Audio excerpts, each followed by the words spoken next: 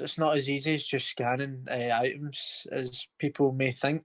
You see many things, whether it's drunks, young girls try to steal, or old pensioners dropping to the floor.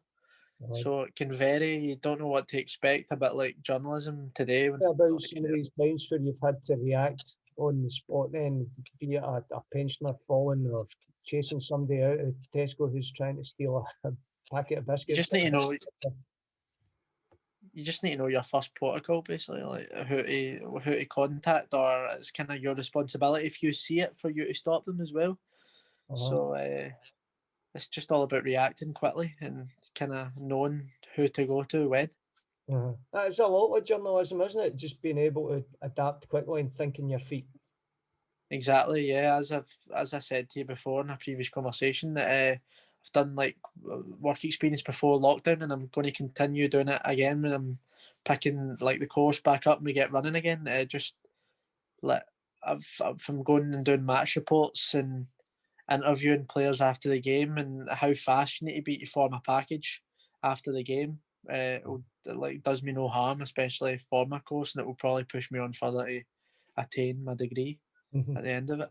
So this is the work you've been doing with Not the Old Firm. It's what, sorry? It's a website, isn't it? Yeah, to kind of give a shining light on other aspects of Scottish football that deserve talked about as well. From being associated with kind of a team within the old firm, that you can go out your comfort zone and you can build a knowledge kind of base on all the other teams and kind of what's going on in Scotland, and it kind of will help in the future when you obviously need that knowledge, because you're not always going to just be talking about the two main teams. Yeah. Is that ability to speak to anyone and make connections and establish rapport with people in any way helped by your background and your childhoods? Because you lived in Ireland for a good few years as well, and before you came Mhm. back to Scotland, didn't you? Exactly, like people wouldn't think the culture change from Northern Ireland to Scotland's different, but I can tell you for a fact it is, and it showed me how to react to different people. It's has really stood me in good stead. The more I think about it, I haven't really reflected on that much, but the more I think about it, it has stood me in good stead. Mhm. It's taught me how to be thick-skinned, which I think you probably need to be in this domain, and just ability to speak and kind of communicate with people has sent me a long way, and I've found that out from so far. Yeah. What was the biggest challenge of it then? When did you move to Northern Ireland?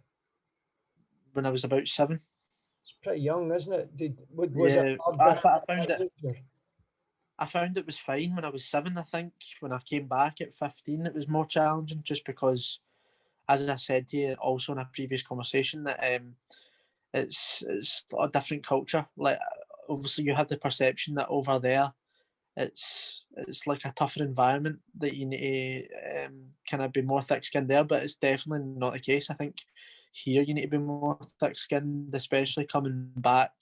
As Glasgow, it's probably one of the toughest cities there is. Coming back at 15, try to like, I knew kind of people from primary school, but I left P3, P4, so it wasn't like long friendships I had before.